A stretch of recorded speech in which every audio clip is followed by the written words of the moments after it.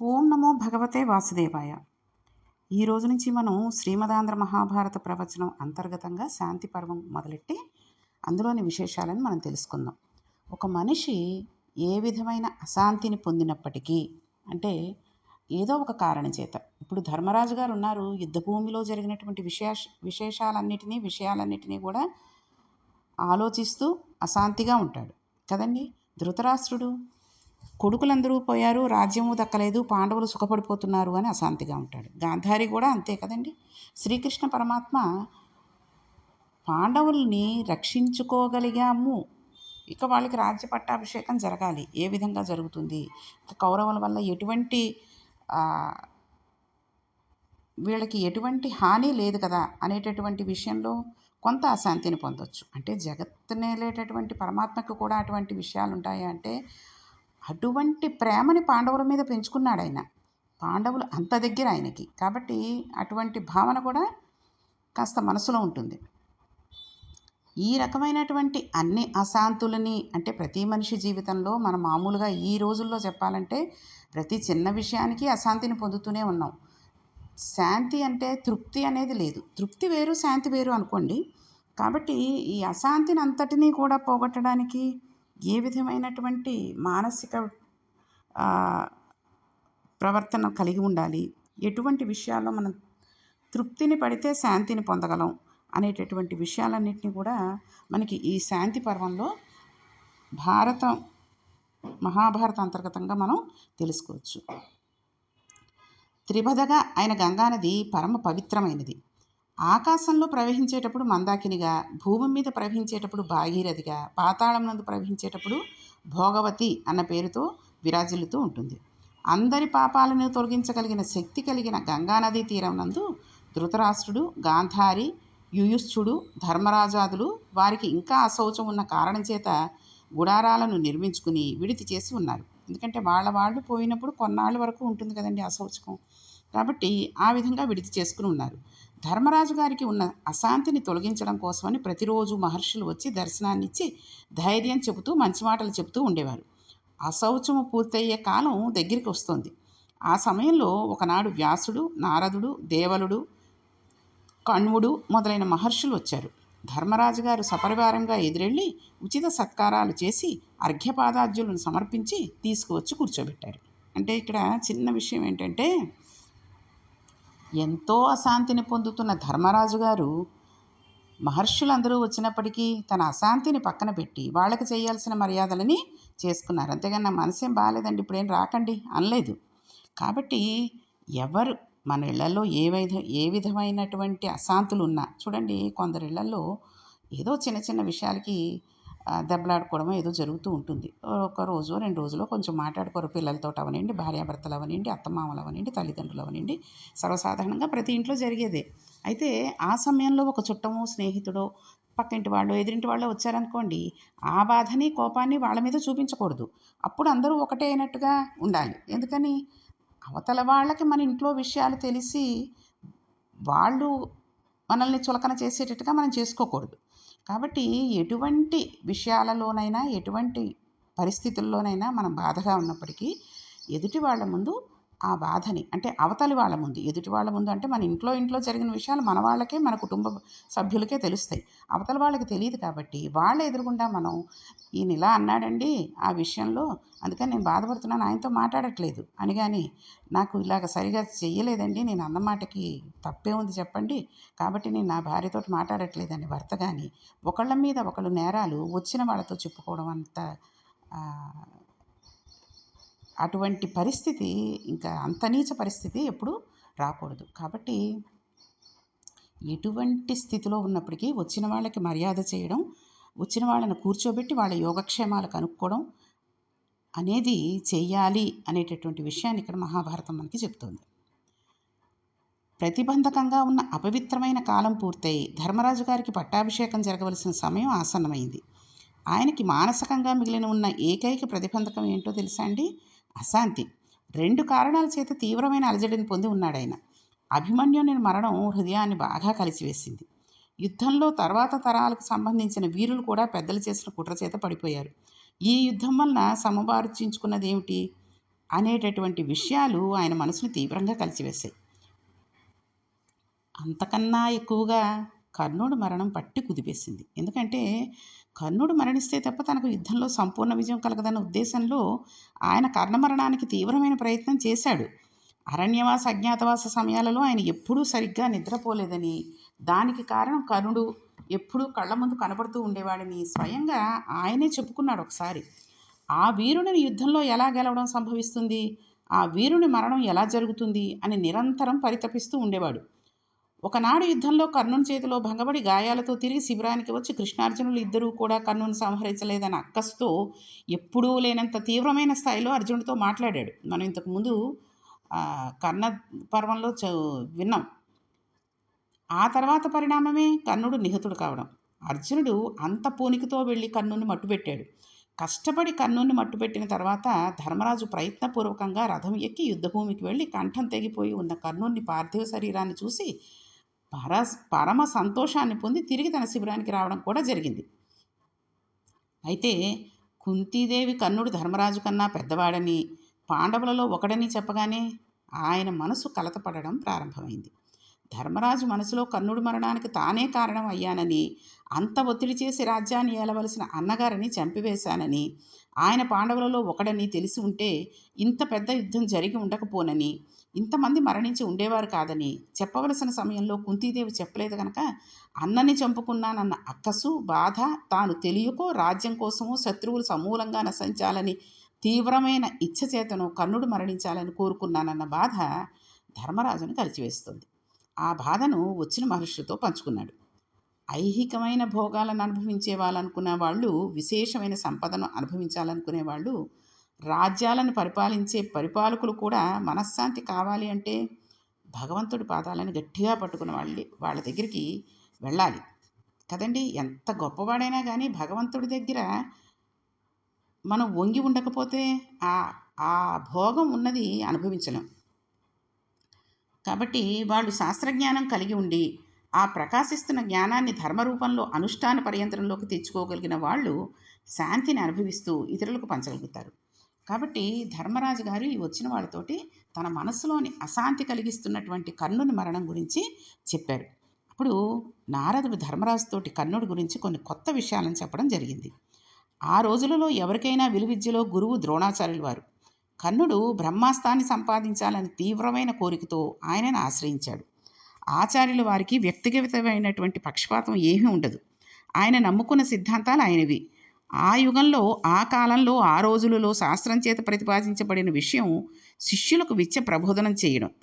అలా చేసేటప్పుడు, ఉపదేశం చేసేటప్పుడు పాటించే నియమాలను దృష్టిలో పెట్టుకోవాలి.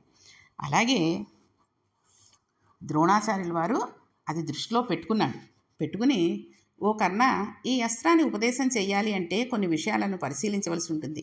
బ్రహ్మాస్త్రాన్ని, శాస్త్రాలను నమ్మకంతో చదువుకుని అందులోని విశేషాలను ప్రతిరోజు అనుష్ఠిస్తూ దీక్షగా పాటించేవాడు, తిరుగులేని నమ్మకం ఉన్నవాడై ఆ శాస్త్రం చదువుకున్నవాడు బ్రాహ్మణుడైతే ఇవ్వవచ్చు.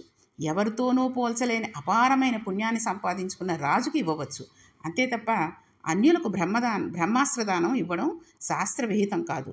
అందుకని నీకు ఇవ్వలేకపోతున్నానని ఆయన అన్నాడు.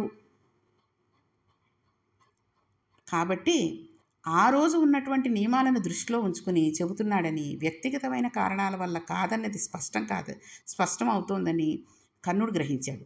కర్ణుడికి బ్రహ్మాస్త్రాన్ని పొందాలన్న తీవ్రమైన కోరిక ఉన్న కారణం చేత పరశురాముని ఆశ్రయించి బ్రహ్మాస్త్రాన్ని సంపాదించుకున్నాడు.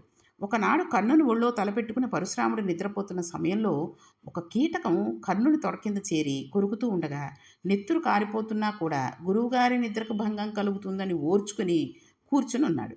కొంతసేపటికి నిద్ర నుంచి లేచిన పరశురాముడు నెత్తురు కారిపోతున్నా అంత ఓర్పు పట్టడం బ్రాహ్మణుడికి సాధ్యం కాదు. నిజం చెప్పు, నువ్వెవరు అనంటే కర్ణుడు అప్పుడు నిజం చెప్పిన కారణం చేత ఆయన కోపించి, కర్ణుడి బ్రహ్మాస్త్రము, భార్గవాస్త్రము, నేను నేర్పిన విద్యలు కానీ నీకు అవసరమైన సమయంలో ప్రచోదనం కావని శాపం ఇచ్చేశాడు. ఇంతకు పూర్వం ఎప్పుడు అటువంటి కీటకం కనబడిన కారణం చేత ఇంద్రుడు ఆ రూపంలో వచ్చాడని కర్ణుడు అనుకున్నాడు. గ్రస్తుడనే రాక్షసుడు భృగుపత్నిని అపహరించి శాపం కారణంగా కీటకంగా మారాడు. అలా మారిన కీటకమే కర్ణుడి తొడని తొలిచిందని నారదుడు ఈ పర్వంలో ధర్మరాజుకి చెప్పడం జరిగింది. ఇంకొకప్పుడు చిత్రాంగదుడనే కళింగరాజు తన కుమార్తె శుభాంగికి స్వయంవరం ప్రకటించాడు. ఎందరో రాజులు వచ్చారు. చేతిలో వరమాలతో శుభాంగి నడిచి వెడుతోంది. అక్కడ దుర్యోధనుడు కూడా ఉన్నాడు. ఆమె రారాజుని దాటి వెళ్ళగా ఆయనకి ఎక్కడలేని ఆగ్రహం కలిగి శుభాంగిని తన రథం మీద ఎక్కించుకుని స్వయంవరానికి వచ్చిన రాజులతో యుద్ధం ప్రారంభం చేశాడు. ఆ సమయంలో కర్ణుడు రాజులను అటగించడం చేత దుర్యోధనుడు శుభాంగిని హస్తినాపురానికి తీసుకుని వెళ్ళాడు. శుభాంగిని తీసుకుని వెళ్ళడంలో కర్ణుడు రారాజుకు ఉపకరించాడు అనేటటువంటి కోపంతో జరాసంధుడు కర్ణుడిని యుద్ధానికి ఆహ్వానించాడు. ఇద్దరి మధ్య సంకుల సమరం జరిగింది. ఎన్ని రోజులైనా ఆ సమరంలో ఎవరికీ విజయం సంప్రాప్తించక ఉండడంతో జరాసంధుడు తీవ్రంగా బడిలిపోవడం వల్ల కర్ణుని హస్తలాఘవాన్ని, విలువిద్యా కౌశలాన్ని, భుజపరాక్రమాన్ని, శౌర్యాన్ని మెచ్చుకుని అధిక సంపదలకు నిలయమైనటువంటి మాలిని అనే నగరాన్ని కర్ణుడికి కానుకగా ఇచ్చాడు. అది స్వీకరించి తిరిగి హస్తినాపురానికి వచ్చి దుర్యోధను కలుసుకున్నాడు కర్ణుడు. ఓ ధర్మరాజా, కర్ణుడు మరణించాడు అంటే కేవలంగా అర్జునుడు మాత్రమే చంపేశాడు, నువ్వే అతని మరణానికి కారణం అని అనుకోవద్దు. ఇందులో 2 కోణాలను పరిశీలించాల్సి వస్తుంటుంది. కర్ణ మరణానికి కావలసిన నేపథ్యం విధి ఎప్పుడో శాపాల రూపంలో నిర్ణయం చేసేసింది. బలపరాక్రమంలో ప్రసిద్ధుడైన కర్ణుని గొప్పతనాన్ని ధ్వంసం చేయదలిచి ఆయనకు పుట్టుకతో వచ్చిన సహజ కవచకుండలాన్ని ఇంద్రుడు తీసుకోవడంతో సామాన్యమైన మనుషుడు అయ్యాడని కృష్ణ పరమాత్మ చెప్పారు. ఒక బ్రాహ్మణుడు యుద్ధ సమయంలో నీ ప్రాణం మీదకు వచ్చినప్పుడు నీ రథచక్రం భూమిలోకి దిగబడిపోతుందని శాపం ఇచ్చాడు. శల్యుడు సారథ్యం చేసేటప్పుడు మానసికంగా కర్ణుడు తీవ్రంగా బలహీనమై పడిపోయేటట్టుగా వ్యతిరేకమైన మాటలు మాట్లాడాడు. భీష్ముడు యుద్ధ ప్రారంభంలోనే కర్ణుని అర్ధరథుడిగా నిర్ణయం చేసి అవమానం చేశాడు. శ్రీకృష్ణ పరమాత్మ కర్ణ మరణానికి కావలసిన వ్యూహం అమలు చేశాడు. ఇన్ని కారణాలు ఉన్న సమయంలో కేవలం అర్జునుని అస్త్రాలతో కర్ణుడు మరణించాడని నిర్ణయం చేయడం సాధ్యం కాదు. నాకు ముందు తెలియలేదు, తెలిసి ఉంటే అన్నగారిని చంపేవాడిని కాదు అని నువ్వు అంటున్నావు. నీకు ఒక విషయం చెబుతాను విను ధర్మరాజా. నీ దగ్గరకు వచ్చి కర్ణుడు నీ అన్నగారిని చెప్పిన కుంతీదేవి యుద్ధ ప్రారంభానికి ముందే కర్ణుని దగ్గరకు వెళ్ళి నువ్వు నా కుమారుడివి, రాధ కుమారుడు కాదు, నువ్వు పాండవ పక్షంలోకి వచ్చేయమని చెప్పింది. ఆ విషయాన్ని ఆకాశం నుంచి సాక్షాత్తుగా సూర్యనారాయణమూర్తి ధ్రువపరిచి నీ తల్లి కుంతీదేవి ఆమె ఎలా చెబితే అలా నడుచుకోమని చెప్పినా కర్ణుడు మీ పక్షానికి రావడానికి అంగీకరించలేదు. దుర్యోధనుడు చేసిన ఉపకారాలను దృష్టిలో పెట్టుకుని ఆయన పట్ల ఉండవలసిన కృతజ్ఞతను, తాను పాటించాల్సిన విషయాలను మనసునందు దృఢంగా విశ్వసించిన వాడై మీ పక్షంలోకి రావడానికి అంగీకరించలేదు. ఎదుటి పక్షంలో నిలబడి యుద్ధం చేసినప్పుడు కర్ణుడు పడిపోవడానికి ఎన్నో శాపాలు ఉండడం కారణం. ఆ పైన అర్జునుని బాణప్రయోగం చేయడం జరిగింది. అన్నీ కలిసి కర్ణుని మరణానికి కారణమయ్యాయి తప్పితే చంపించినది నువ్వు ఒక్కడివే అయినట్టుగా ఇంతగా బాధపడటం, యుద్ధం అంతా అయిపోయాక పట్టాభిషేకం చేసుకోవడానికి ఈ విషయం నన్ను మనసులో కుదిపేస్తోంది అనడం, అది ప్రతిబంధకంగా భావించడం యోగ్యంగా లేదని నారద మహర్షి వివరణ చేసిన తర్వాత కొంతవరకు ధర్మరాజు గారి మనసు శాంతి పొందింది. ఇంతమంది బంధువులు మరణించారు. ద్రోణుని విషయంలో అబద్ధం చెప్పడం, భీష్ముని విషయంలో శిఖండిని అడ్డుపెట్టి కొట్టించడం వంటి విషయాలలో ఇంకా ఆయన మనసులో ఏవో భావాలు ఉప్పెరుగును ఉన్నాయి. ఇంతమంది యుద్ధభూమిలో పడిపోయిన తర్వాత తాతైన ఏ భీష్ముడు, గురువుగారైన ఏ ద్రోణుడు ఆశీర్వదించాలి? సంతోషంతో ఎవరు అక్షతలు వేయాలి? ఎవరు ఆనందపడాలి? ఏ బంధువులు ఉన్నారు అని మనసులో వెలితి ఏర్పడింది. చూడండి, ఇది చాలామంది చేసే పనులు చేసేస్తూ ఉంటారు. ఒక మాట అనేస్తారు, ఒక లేని మాటని సృష్టించేసి చెబుతూ ఉంటారు. ఆ చెప్పిన మాటని విని యువతల వాళ్ళని అనుమానిస్తూ ఉంటారు. ఇటువంటివన్నీ అయిపోయిన తర్వాత అది నిజం కాదు అని తెలుసుకున్న తర్వాత ఎంతో బాధపడుతూ ఉంటారు. కానీ ఆ మాట పడ్డవాళ్ళు, ఆ మాటని భరించిన వాళ్ళకి ఆ బాధ తెలుస్తుంది. కానీ వీళ్ళు ఎంత పశ్చాత్తాపపడ్డా ఆ పాపం పోదు.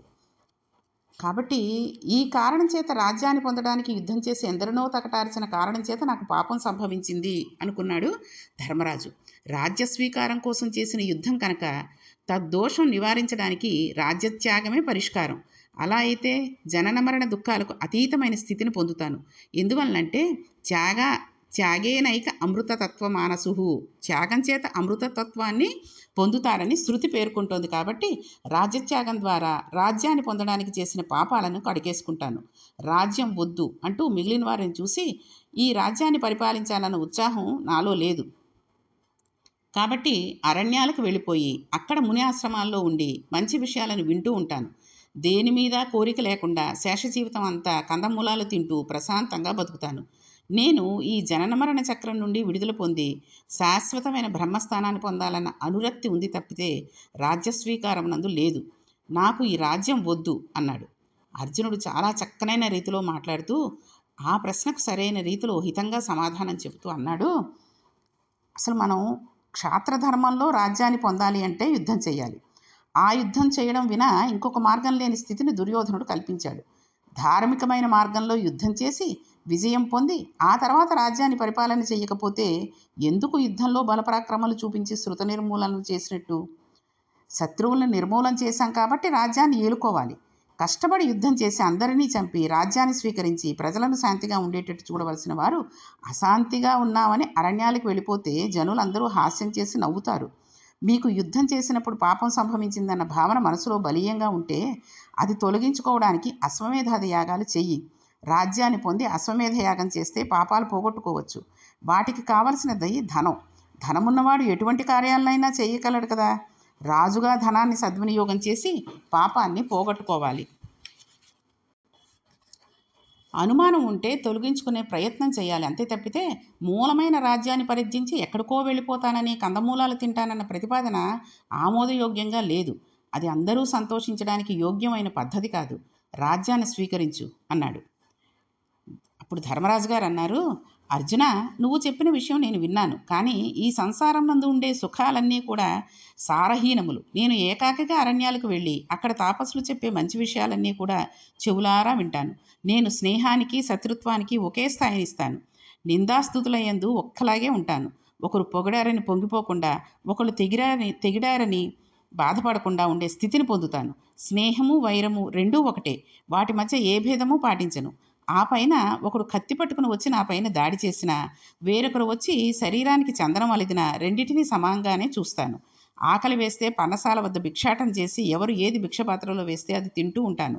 ఆ విధంగా ఏకాకిగా అడవికి వెళ్ళిపోయి సంపూర్ణమైన ప్రశాంతతను అనుభవిస్తూ శేష జీవితాన్ని గడుపుతాను అన్నాడు. అప్పుడు నకులుడు మాట్లాడుతూ అన్నాడు, గృహస్థాశ్రమాన్ని వదిలిపెట్టి యోగాన్ని ఆశ్రయించి అరణ్యాలలో ఉంటానని అంటున్నావు. అది అన్నీ వదిలిపెట్టిన సర్వసంగ పరిత్యాగులు చేయవలసిన పని. నువ్వు రాజువి, నీకు అది యోగ్యం కాదు. నువ్వు పాటించవలసిన ధర్మం నువ్వు పాటించాలి తప్పితే నీకు యోగ్యం కాని ధర్మాన్ని ఎలా స్వీకరిస్తావు? ఏకాకిగా వెళ్ళడం అనేది ఎలా అన్వయం అవుతుంది అని అడిగాడు. అంతే కదండి. ఏకాకిగా వెళ్ళిపోయి నేను ఇలా చేసేస్తాను అంటే ముందే ఆలోచించుకోవాలి. యుద్ధం చెయ్యకుండా ఉన్నప్పుడే వెళ్ళిపోయి ఉంటే అది వేరేలా ఉండేది. అంతేగాని రాజ్యం లభించి విజయం లభించిన తర్వాత ఇటువంటి ఆలోచనలు చేయడం చాలా తప్పు. కొంతమంది ఉంటారు, అబ్బబ్బా నేను ఇంక చేయలేను బాబాయ్, నేను చాలా తప్పు చేసేసాను, వెళ్ళిపోతాను, సన్యాసం స్వీకరించేస్తానంటారు. సన్యాసం స్వీకరించడం అంటే అంత సులువైన పద్ధతి అండి. ఏదో వెళ్ళిపోయి ఓ మూల కూర్చుని తపస్సు చేసేసుకోవడం కాదు సన్యాసం అంటే. ఇటువంటి ఆలోచనలు సంసారం మీద మా మనస్సు కలగడం, కోరికలు ఉండడం, ఇటువంటివి ఏవీ ఉండకూడదు. కాబట్టి చాలామంది ఇలాంటప్పుడు రమణ మహర్షిలాగా అయిపోతాను నేను కూడా అంటుంటారు. రమణ మహర్షిని అనుసరించడం వేరు, ఆయనలా ఉండడం వేరు కదండి. ఆయనను అనుసరించడం అంటే ఆయన చెప్పే పద్ధతులను వినడం వేరు, విని జీర్ణించుకోవడం వేరు. ఆయనలాగే ఉండడం వేరు. ఆయన గోచి కట్టుకుని కూర్చున్నాడు. మీరు కూర్చోగలరా అలాగా గోచి కట్టుకుని? నేను సన్యాసం స్వీకరించాను, ఏ విధమైన భవబంధాలకి దగ్గరగా ఉండను అని గోచి కట్టుకుని ఉండగలరా? ఉండలేరు. కాబట్టి మాట్లాడేటప్పుడు చేసే పనులు చేసేసిన తర్వాత గొప్పలకు పోయి అందరి ముందు ఏవో పెద్ద పెద్ద డైలాగులు చెప్పడాలు లాంటివి తప్పు.